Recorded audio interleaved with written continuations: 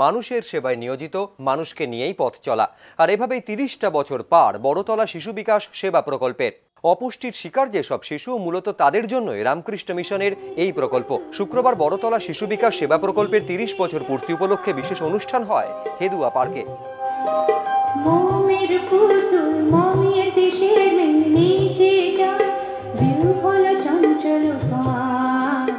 উপভোক্তা বিষয়ক দফতরের সহযোগিতায় অনুষ্ঠানের আয়োজন করে রামকৃষ্ণ মিশন আশ্রমের রামকৃষ্ণ মিশন লোকশিক্ষা পরিষদ।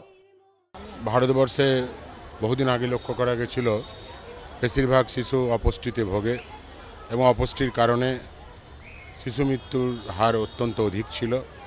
তখন ভারত সরকার একটি প্রকল্পের ব্যবস্থা করে, যে প্রকল্পের নাম হচ্ছে সুসংগত শিশু বিকাশ সেবা প্রকল্প, যাতে শিশুরা পৌষ্টিক খাবার পায়, আহার পায় এবং ধীরে ধীরে প্রকল্পের কাজ এতই ব্যাপ্তি লাভ করে যে এখন প্রায় 1 লক্ষের অধিক তার বেনিফিশিয়ারি।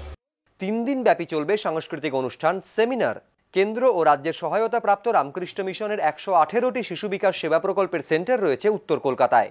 রুমা পালের রিপোর্ট, এবিপি আনন্দ।